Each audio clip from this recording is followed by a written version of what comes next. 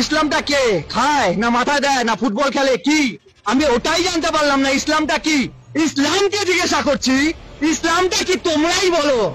এসেছিল পৃথিবীতে কিভাবে, তারপরে রূপ সাজ গোজ দিয়ে একটা ধর্ম যেটা মানুষের দ্বারা সৃষ্টি আবার মানুষকেই শেষ করছে, যার পূর্বপুরুষ হিন্দু।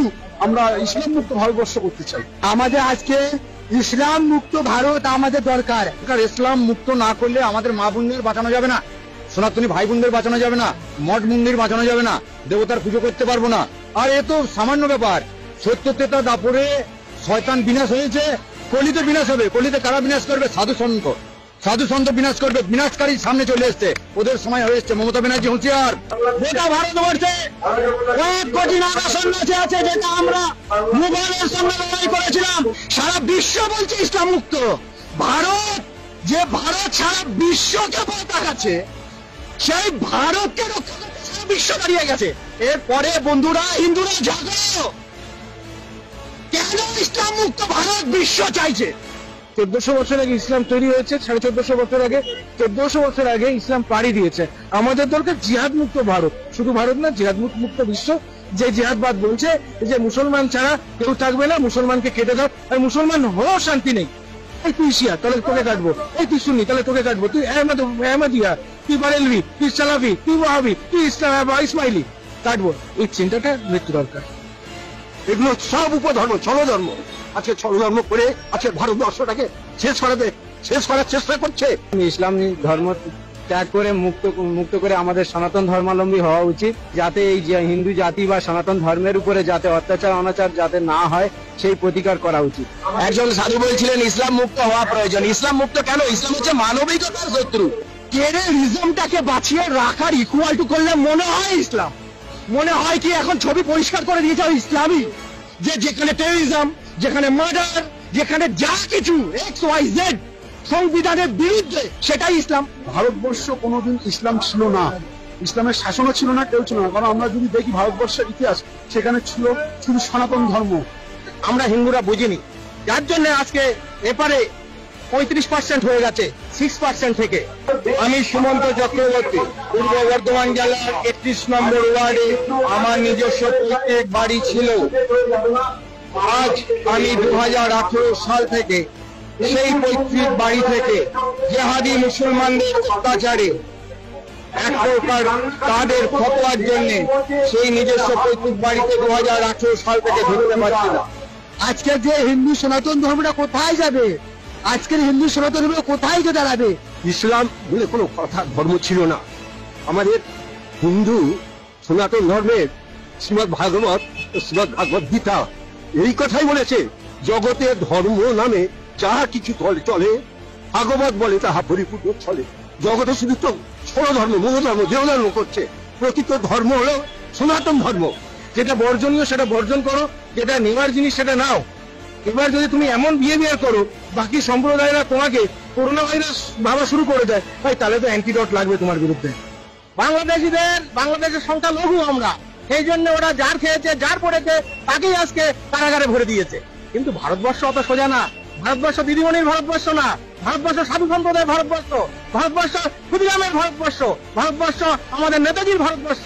সুতরাং দিদিমণি যতই নাচুক ঢাকের তালে তালে, পশ্চিমবাংলাকে মুসলমান করতে পারবেন না। আজকে যখন সনাতন মা মাটিদের মানুষের অত্যাচার হচ্ছে, তাদের শাড়ি খুলে তাদের নির্যাতন করতেছে। আজকে সন্দেশখালী কি হয়েছিল? আজকে সন্দেশখালী মা মাটির মানুষদের আছে, তাদেরকে নিয়ে বিলাপ ঘরের ভেতরে নির্যাতন করে তাদেরকে কেটে ফেলে ছুঁয়ে আসতেছে। এটাই হচ্ছে ইসলামের সাধন। আর ওয়েস্ট বেঙ্গলে আমি জোর গলায় বলছি, এই মুখ্যমন্ত্রী মমতা ব্যানার্জি ইনি হচ্ছেন এর পূর্ণ মদত দিচ্ছেন। ইউরোপ, আরব সব জায়গার মুসলমানরা আজকে মমতাকে ইন্ধন দিচ্ছে। এগুলো হচ্ছে রাজনীতি। রাজনীতিটা হচ্ছে নোংরা নীতি। ইসলাম মুক্ত ভারত তো দরকারই, তা সেই সময় এসে গেছে। আমাদের সনাতনী জেগেছে, হিন্দু জেগেছে, আর কত মার খাবে? মা বোনদের উপরে কত অত্যাচার হবে? বাংলাদেশে যেরকম জঙ্গি রাজ চলছে, পশ্চিমবাংলা তো সেরকম শুরু করেছে মমতা ব্যানার্জি আর ফিরাদ হাকিম। ওদেরও ক্ষমা নেই। এরা গদ্দার, এরা গদ্দার, এরা গদ্দার। আজ আমার গোটা শরীরে 18 থেকে 19টা তরোয়ালের কাঁটা রয়েছে। আজ এই গোটা শরীরে এই হাত থেকে আরম্ভ করে গোটা শরীরটা 18 থেকে 19টা তরোয়ালের পোকে কাঁটা ফালা ফালা করে রাখা রয়েছে। আজ সকাল 9টার সময় ওই পূর্ব বর্ধমানের তেঁতুলতলা বাজারে প্রকাশ্যে ওয়াকফ বোর্ড এবং মসজিদের সামনে আমাকে কাটা হয়েছিল প্রকাশ্য রাস্তায়। 8টা 2018 সালের অক্টোবর মাসে যখন অক্টোবর মাসে আমার বাড়ি আক্রমণ হয়। যদিও 2013-14 সাল থেকে লাগাতার আমার বাড়িতে আক্রমণ করে চলেছে মুসলমান জিহাদি মুসলমানরা। তারপর 2018 সাল থেকে আমি আমার বাড়ি থেকে বিতাড়িত এবং সেখানে পুলিশ প্রশাসন ছাড়াও সর্ব জায়গা প্রশাসনিক সমস্ত স্তরে জানানো ছাড়াও মাননীয় মুখ্যমন্ত্রীকে 2016 সালে আমি ফ্যাক্স এবং মেল করে যাবতীয় ঘটনা জানাই যে বাড়িতে আমি আমার নিজের মাকে নিয়ে বসবাস করতাম। সেখানে আমার বাড়ির ভেতরে মুসলমানরা মাথা কেটে তুলসী তলার উপরে সাজিয়ে রাখতো। তাও সেখানে যখন এসপি ছিল ভাস্কর ব্যানার্জি, তার পুলিশের সামনে তাদের পুলিশের উপস্থিতিতে তুলসী তলা ছাড়া গোটা বাড়িতে আগস্ট মাসে 22 আগস্ট যখন কুরবানি ছিল, 28 তারিখে এই ঘটনা ঘটেছে এবং সেই পুলিশের উপস্থিতিতে আমার বাড়ির ভেতরে গাড়ি ভাঙচুর করে সেই গাড়িগুলোতে পরপর আগুন লাগিয়ে দেওয়া হয়েছে। গাড়িগুলো ভাঙচুর করা ছাড়াও আমার বাড়ি ভাঙচুর করা হয়েছে।